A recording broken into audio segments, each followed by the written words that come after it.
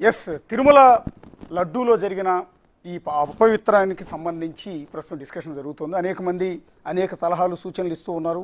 అసలు TTD board ప్రక్షాళన చేయటమే దీనికి అసలైన మార్గం అనేది కొంతమంది చేస్తున్న సూచన. ఒకసారి విహెచ్పి నుంచి ప్రస్తుతం మనతో పాటు జాయిన్ అవుతున్నారు రాధిక శర్మ గారు, విహెచ్పి లీగల్ సెల్ నేతగా కూడా ప్రస్తుతం ఆవిడ ఉన్నారు. అలాగే ఓవి రమణ గారు ఉన్నారు, టీటీడీ బోర్డు మాజీ సభ్యులు, తిరుపతి వాస్తవ్యులు, అలాగే స్వామివారి భక్తులు. ఒకసారి ఓవి రమణ గారి దగ్గరికి వెళ్దాం. రమణ గారు, మీరు చాలాసార్లు చాలా సందర్భాల్లో ప్రస్తావిస్తూ వచ్చారు తిరుమల కొండపై జరుగుతున్న అపవిత్ర కార్యక్రమాలు కావచ్చు, అవినీతి గురించి కావచ్చు, మీరు ఎన్నో సందర్భాల్లో ప్రస్తావించారు, ఎన్నో విషయాల్లో మీరు పోరాటం కూడా చేశారు. సో ఇప్పుడు జరిగిన ఈ దారుణమనాలో దుర్మార్గమనాలో దీనికి సొల్యూషన్ ఏంటి? ఎవరిని దీన్ని కారకులు చేయాల్సి ఉంటుంది? అశోక్ గారు, గుడ్ ఈవినింగ్ అండి. Ashok garu, good evening. రమణ గారు చెప్పండి. అశోక్ గారు, వినిపిస్తుందండి నా వాయిస్? వినిపిస్తుందండి, వినిపిస్తుంది, చెప్పండి. నా వాయిస్ వినిపిస్తుందండి. మీరు అడిగిన ఇది దుర్మార్గమా లేకుంటే ఇంకో వార్డు ఇచ్చేసారు ఏంటంటే ఇది దీనికి ఎవరు బాధ్యులు చేయాలని చెప్పి దుర్మార్గమా లేకుంటే మీరేదో దుర్మార్గమా ఇంకోటి ఏంటన్నారు మీరు? అంతేనా? అపచారం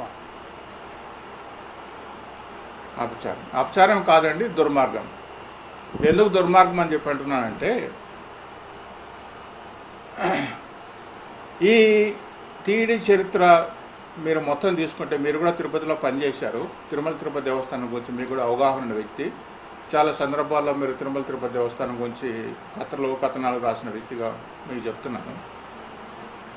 తిరుమలకు స్వామికి సంబంధించిన ప్రసాదాల తయారు కేవలం ఆవు నెయ్యి మాత్రమే కావాలి.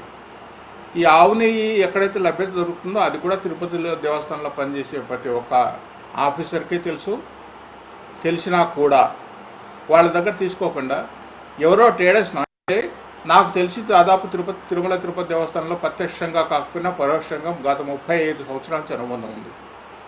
ఈ 35 సంవత్సరాలు నేను అబ్జర్వ్ చేస్తున్నంత వరకు ఈ 35 సంవత్సరాల్లో టీటీడీకి గీ సప్లై చేయడం అనేది ఒక్క ట్రేడర్ సప్లై చేసిన ఈ 35 ఏళ్లలో లేదు. కేవలం గత 5 సంవత్సరాల్లో జగన్మోహన్ రెడ్డి గారి పరిపాలనలో, ధర్మారెడ్డి గారి ఆయన పరిపాలనలో ట్రేడర్స్ని ఎంకరేజ్ చేయడం జరిగింది.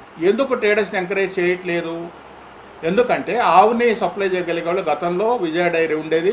విజయ డైరీ ఉండే వాళ్ళ దగ్గర, ఎందుకంటే అది పల్మనరీ బెల్ట్ కాబట్టి అక్కడ మాత్రమే కౌగి ఆవుల నెయ్యి దొరికేది కాబట్టి విజయ డైరీ వాళ్ళు కొన్ని దశాబ్దాల పాటు ఆవు నెయ్యి సప్లై చేశారు. విజయ డైరీ ఎప్పుడైతే అస్తవ్యస్తం అయిపోయిందో, అయినా కూడా వాళ్ళు డైరీ వాళ్ళది మూతపడినా తిరుపతి దేవస్థానం దగ్గర అడ్వాన్స్ తీసుకొని ఆ అడ్వాన్స్తో పక్కనున్న కోలార్కి వెళ్ళి కర్ణాటక మిల్క్ ఫెడరేషన్లో టిన్స్ తీసుకొచ్చి, అప్పుడు ట్యాంకర్స్ లేవండి, టిన్స్ తీసుకొచ్చి ఆ టిన్స్ తిరుపతి దేవస్థానం సప్లై చేసేవాళ్ళు. అలా కొన్ని ఏళ్ళ పాటు నడిచింది. తర్వాత ఇంకా అంత క్వాంటిటీ అంటే దేవస్థానం కావాల్సిన 13,000 కేజీల నుంచి 15,000 కేజీలు ఒక రోజుకు కావాల్సి వస్తే అంత నెయ్యి మనకి ఎక్కడ దొరుకుతుందంటే, మన సౌత్లో తమిళనాడు సంబంధించి ఈరోడ్లో కొంచెం దొరుకుతుంది, ఆంధ్రప్రదేశ్లో విశాఖపట్నం ఏరియాలో కొద్ది దొరుకుతుంది ఆవు నెయ్యి. మిగతా చోట్ల ఎక్కడ ఆవు నెయ్యి దొరుకుతుంది, అంతా గేదె నెయ్యే. పోతే భారతదేశంలో ఇంకెక్కడన్నా దొరుకుతుందంటే అమూల్లో గేదె నెయ్యి ఉంటుంది తప్ప ఆవు నెయ్యి ఉండదండి. పంజాబ్లో ఆవు నెయ్యి దొరుకుతుంది. కాకపోతే పంజాబ్లో ఆవు నెయ్యి ట్యాంకర్లు అక్కడి నుంచి ఇక్కడికి రావడం కష్టం కాబట్టి, వాళ్ళకు వైబిలిటీ కాదు కాబట్టి, వాళ్ళకు 1-2 సార్లు నేను మార్కెటింగ్ ఆఫీస్లో పర్చేస్ కమిటీ ఉన్నప్పుడు కూడా వాళ్ళతో నెగోషియేషన్ చేయడం జరిగింది. వాళ్ళకు వర్కౌట్ కాదండి, మాకు వైబిలిటీ కాదు అని చెప్పి వాళ్ళు చెప్పడం జరిగింది. ఇకపోతే మనకు ఏకైక ఆధారం పక్కనున్న Karnataka cooperative milk federation, KMF Nandini brand. అది కర్ణాటక ప్రభుత్వ సంస్థ. దాని అధికారులు కూడా IAS ఆఫీసర్స్ ఉంటారు. IAS ఆఫీసర్స్ తోటి ఈఓతోటి మీటింగ్ పెట్టి నెగోషియేట్ చేసి రేటు తగ్గించి వాళ్ళతో తీసుకోవడం జరిగింది. ఇది పూర్తిగా వాళ్ళ దగ్గరే నెయ్యి దొరుకుతుందన్న సంగతి తెలిసినప్పుడు మనం ఇంతకంటే తక్కువగా రేటు దొరుకుతారు, ట్రేడర్స్ని ఎంకరేజ్ చేద్దామని చెప్పి ట్రేడర్స్ని ఎంకరేజ్ చేయడానికి ఆలోచన రావడమే ఎంతకంటే దుర్మార్గం ఇంకోటి లేదు. ఈ దుర్మార్గాన్ని గురించి ఇంత చెప్పాల్సి వచ్చింది. అటువంటి ఆలోచన రావడమే ఇంతకంటే పెద్ద దుర్మార్గమైన విషయం కాదు, ఇంకొకటి ఉండదు. రెండోది తీసుకొచ్చిన తర్వాత మీరు ఆ ట్రేడర్కి టెండర్ ఫైనలైజ్ చేసి టెండర్ అవార్డు చేసేటప్పుడు అసలు అతని కెపాసిటీ ఉందా? అంటే రోజుకు 13,000 కేజీలు నెయ్యి తయారు కావాలంటే రోజుకు 2,50,000 లీటర్ల పాలు వెన్నగా తయారు చేసే కెపాసిటీ అతనికి కానీ అతనికి సంబంధించిన వాళ్ళకి కానీ ఉండాలి. ఆ వెన్నను వెన్నను బటర్ అంటాం, బటర్ను తీసుకొచ్చి గీ కింద కన్వర్ట్ చేసుకునే అవకాశం కానీ వెసులుబాటు కానీ సౌలభ్యం కానీ అతనికి ఉండాలి. అవన్నీ ఏమీ చూడకుండా సింపుల్గా అతన్ని సప్లై చేస్తానని చెప్పంటే 300 రూపాయలకు 350 రూపాయలకు ఇస్తానని చెప్పంటే ఇవ్వటం ఇంతకంటే ఇంకా ఘోరమైన దుర్వాహం ఇంకోటి ఉందా? అంటే ఇంత పని చేశాము, దేవస్థానాల గురించి ఇంత ప్రక్షాళన చేశాము, దేవస్థానం గురించి మాకు తెలుసు అని చెప్పి ఈ రోజు గుండు కొట్టించుకొని నామం పెట్టుకొని ఈ వేషాలు వేసే వాళ్ళ గురించి మనం మాట్లాడాలంటే ఒక రకంగా బాధాకరమైన విషయం. అంటే ఆ మాత్రం ఆలోచన కూడా లేదా? మేము ఇన్ని మార్పులు తీసుకొచ్చామని ఇవాళ మాట్లాడుతున్నారే. రమణ గారు తీసుకొచ్చామని చెప్పి రమణ గారు ఒక స్వీట్గా ఒక్క ప్రశ్నకి ఆన్సర్ ఇవ్వండి. మీరు వెంకటేశ్వర స్వామికి భక్తులు, కొండ మీద మీకు తెలియదంటూ లేదు, టీటీడీ బోర్డు మెంబర్గా కూడా పనిచేశారు. ఇవాళ ఏదైతే పంది కొవ్వుని లేకపోతే గొడ్డు మాంసం నుంచి తీసిన నూనెని కలిపిన నెయ్యితో ఈ లడ్డూలు తయారు చేశారు అనేది ఒక అలిగేషన్. దీన్ని మీరు నమ్ముతున్నారు? నిజంగా కలిసే అవకాశం ఉందా? నేను చెప్పగలిగేది ఒకటేనండి. నిన్న కూడా నేను ఉదయం నేనే స్టార్ట్ చేశాను. ఈ డిబేట్ మొత్తం నాతోనే స్టార్ట్ అయింది. నిన్నటి నుంచి ఇవాళ వరకు కూడా నేషనల్ మీడియాలో అంతా మాట్లాడుతుంది. ఇక్కడ ఆ రిపోర్ట్స్ ఏం చెప్తున్నాయంటే, ఇక్కడ ఎవరైతే ట్రేడర్స్ ఉన్నారో, మీరు ఈ ట్రేడర్స్, ఈఆర్ ట్రేడర్స్, ఆల్ఫా కానీ ఉల్ఫా కానీ ఎవడైతే కానీ ఈ ట్రేడర్స్కి ఇచ్చారో, ఈ ట్రేడర్స్ ఏం చేశారంటే బయట దేశాల నుంచి బటర్ ఆయిల్ ఇంపోర్ట్ చేశారు. ఆ బటర్ ఆయిల్ ఆవుదా, గేదెదా, లేకుంటే వేరే జంతువుదా అనేది తెలియదు. ఆ బటర్ ఆయిల్ ఇంపోర్ట్ చేసిన తర్వాత ఇక్కడ తీసుకొచ్చి దాన్ని ఆ బటర్ ఆయిల్ని కలర్ కోసం, అంటే ఆవు నెయ్యి పసుపచ్చ కలర్లో ఉంటుంది, దాని టెక్స్చరే డిఫరెంట్గా ఉంటుంది. గేదె నెయ్యి తెల్లగా ఉంటుంది. ఈ కలర్ కోసం కలర్ మిక్స్ చేసి ఆ వచ్చిన బటర్ ఆయిల్ తీసుకొని సప్లై చేస్తాడు. ఆ బటర్ ఆయిల్ ఆవుదా గేదెదా అని ఎక్కడ కానీ ఎవరు కానీ టెస్ట్ చేయలేదు. ఆ టెస్ట్ చేసే అవకాశం కానీ వెసులుబాటు కానీ తిరుపతి దేవస్థానంలో లేదు. ల్యాబొరేటరీ ఉంది కానీ ఇది నెయ్యి అని చెప్పి చూపగలుగుతుంది, కానీ ఆ నెయ్యి ఆవు నెయ్యి గేదె నెయ్యి అనేది కాదు. కాకపోతే ఆ బటర్ ఆయిల్ ఎట్లా వచ్చింది, ఆ బటర్ ఆయిల్ ఎవరితో తీసుకొచ్చారని చెప్పి తీసుకొచ్చిన ఇటీవల జరిగిన కొన్ని టెస్టులు కానీ పరిశోధనలు కానీ రిపోర్ట్లు కానీ వస్తే అవి ఆవు నెయ్యి అయితే కాదు. మరి ఏంటి ఆవు నెయ్యి కానప్పుడు ఆ బటర్ ఆయిల్ ఎక్కడి నుంచి వచ్చింది, ఏ జంతువుది అనుకున్నప్పుడు దాని గురించి డీటెయిల్గా లోతుగా అనాలిసిస్ చేస్తే బయటపడినవి ఏంటంటే కొన్ని వేరే జంతువులు, అంటే అది ఏమైనా కావచ్చు.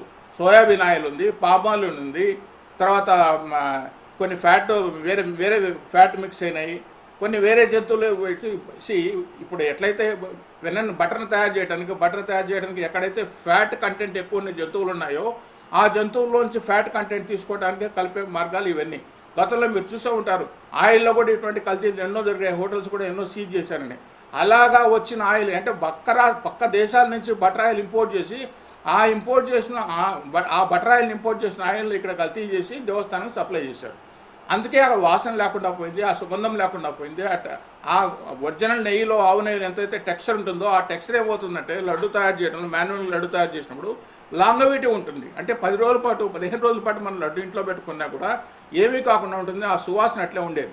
ఇవాళ ఏమైపోతుంది, తీసుకొచ్చిన గంటకో 2 గంటకో అది పొడి కావటమో లేకుంటే వాసన తగ్గిపోవటమో రుచి లేకుండా పోవటమో జరుగుతుంది. దీనికి మూల కారణం మూల పదార్థం నెయ్యి అయినప్పుడు ఆ నెయ్యిని పైన మనం ప్రాపర్గా కాన్సన్ట్రేట్ చేయకుండా తక్కువకి ఇచ్చాడు అని చెప్పి ఒక కర్ణాటక మిల్క్ ఫెడరేషన్ పైన వాళ్ళని పక్కన పెట్టేసేసి మనకు కావాల్సిన నెయ్యి అండి. ఒకప్పుడు నేను బోర్డు మెంబర్గా ఉన్నప్పుడు ఆ రోజు నెయ్యి 70 రూపాయలు కొనేవాళ్ళ కిలో, మరి ఈరోజు 450 రూపాయలకి అయింది. ఆ రోజు 70 రూపాయలకే కొన్నాము, ఈరోజు 450 రూపాయలు అయిందని చెప్పి ఆ రోజు లడ్డు కాస్ట్ మనం ఏం పెంచలేదు. ఆ రోజు లడ్డు ఫ్రీగా ఇస్తున్నాం, ఇవాళ కూడా లడ్డు ఫ్రీగా ఇస్తున్నాం. ఈ ప్రసాదం మనం వచ్చిన ప్రతి భక్తుడికి ప్రసాదం అనేది ఇవ్వటం అనేది ఒక నానుడి, సాంప్రదాయం, ఒక ఆచారం, ఒక వ్యవహారం. ఒక లడ్డు ఇవ్వటం, ఎక్స్ట్రా లడ్డు కావాలంటే వాళ్ళకి ఒకప్పుడు 5 రూపాయల నుంచి స్టార్ట్ చేసాం, 10 రూపాయలు అయింది, 15 రూపాయలు అయింది, 25 రూపాయలు అయింది, ఇప్పుడు 50 రూపాయలు చేశారు. ఇవి కాలానుగుణంగా వస్తున్న మార్పులు. అయితే స్వామికి సంబంధించిన ప్రసాద విషయంలో ఎక్కడ కానీ ఎటువంటి కాంప్రమైజ్ ఉండకూడదు, ఎటువంటి పొరపాట్లు ఉండకూడదు అనే ఉద్దేశంతోనే సంబంధించిన ఇంగ్రీడియంట్స్. ఇంకొక ముఖ్యమైన విషయం, లడ్డూలు తయారు చేయడానికి మనం సాఫ్రాన్ వాడతాం. సాఫ్రాన్ నేను పర్చేస్ కమిటీలో ఉన్నప్పుడు ఆ పొద్దు సాఫ్రాన్ రేటు 16,000 రూపాయల కిలో, ఈ పొద్దు 45,000 అయింది కిలో. అందుకని 45,000 కిలో అయింది కాబట్టి సాఫ్రాన్ బదులు సాఫ్రాన్ ఫ్లేవర్ ఏమన్నా తీసుకొచ్చి సాఫ్రాన్ ఫ్లేవర్ ఆయిల్స్ కూడా దొరుకుతాయి మార్కెట్లో. 3-4 వేలకే దొరుకుతాయి లీటర్ ఆయిల్. మరి ఆ ఆయిల్ తీసుకొచ్చి ఇస్తే సాఫ్రాన్ స్మెల్ వస్తుంది. మనం చేయగలుగుతామా, చేస్తామా? చేయింకా 45,000 రూపాయలు అయినా సాఫ్రాన్ తీసుకొచ్చి ఇవాళ కూడా సాఫ్రాన్ లడ్డూల్లో మిక్స్ చేసి లడ్డూలు ఇస్తూనే ఉన్నాం. సాఫ్రాన్ ఇస్తున్నాము, ఎలాచి కలుపుతున్నాము, డ్రై గ్రేప్స్ కలుపుతున్నాము, ఆల్మండ్స్ కలుపుతున్నాము, క్యాష్యూ కలుపుతున్నాము, క్వాలిటీ నెయ్యి ఇస్తున్నాం. ఇవన్నీ ఇస్తేనే ఆ లడ్డుకు రావాల్సిన ఫ్రాగ్రెన్స్ వస్తుంది, దాని లాంగివిటీ బాగుంటుంది. అంత కాకుండా ఎవడో తక్కువకి ఇస్తానని ట్రేడర్ తీసుకొచ్చిన వానికి ఇస్తే ఈరోజు ఇదే గతి పడుతుంది. యా. మీరు అడగొచ్చు ఇప్పుడు ఏదైతే మరి ఈ లడ్డు రమణ గారు ఇప్పుడు ఏదైతే అలిగేషన్ ఎదుర్కొంటున్నా చెప్పండి. అతి తక్కువ రేటుకి ఈ పంది కొవ్వు కలిసిన నెయ్యిని కల్తీ నెయ్యిని సప్లై చేసిన ఏఆర్ డైరీ ఏదైతే ఉందో ఆ డైరీ మీద తమిళనాడు సర్కారు కొద్దిసేపటి క్రితం సోదాలు నిర్వహిస్తున్నారు. అక్కడికి పొల్యూషన్ కంట్రోల్ బోర్డు అధికారులు కావచ్చు, స్థానిక అధికారులు కావచ్చు, వాళ్ళంతా కూడా అనేక బృందాలుగా వెళ్ళి ఏఆర్ డైరీలో ప్రస్తుతం తనిఖీలు చేస్తున్నారు. ఒకసారి ఆ దృశ్యాలు కూడా చూడొచ్చు. ప్రస్తుతం మనం చూస్తున్న తమిళనాడు అధికారులకు సంబంధించిన వాహనం అది. వాళ్ళంతా కూడా ఎప్పుడైతే ఏపీ ప్రభుత్వం చేసిన అలిగేషన్, చంద్రబాబు నాయుడు చేసిన అలిగేషన్ నేపథ్యంలో టీటీడీలో భక్తులకు అత్యంత పవిత్రమైన ఈ లడ్డూలో వినియోగించిన నెయ్యిలో ఈ కల్తీ నెయ్యిని సప్లై చేసింది ఏఆర్ డైరీ అని తెలిసిందో తమిళనాడు ప్రభుత్వం అప్రమత్తమైంది. అప్రమత్తమై ఇమీడియట్గా డైరీ లోపలికి వెళ్ళి ప్రస్తుతం వాళ్ళు తనిఖీలు చేస్తూ ఉన్నారు. ఎందుకంటే వీళ్ళు కేవలం తిరుమల తిరుపతి దేవస్థానానికి ఒక్కదానికైనా, ఇంకా తమిళనాడులో అనేక పవిత్రమైన దేవాలయాలు ఎన్నెన్నో ఉన్నాయి, వాటికి ఏమైనా ఆయిల్ సప్లై చేస్తూ ఉన్నారా, అక్కడ కూడా ఇలాంటి అపవిత్ర కార్యక్రమాలు ఏమైనా జరిగాయా అన్న ఉద్దేశంతో ప్రస్తుతం తమిళనాడు అధికారులు ఏఆర్ డైరీలో సోదాలు నిర్వహిస్తున్న దృశ్యాలన్నీ కూడా మనం ఒకసారి ప్రత్యక్షంగా చూడొచ్చు. ఒకసారి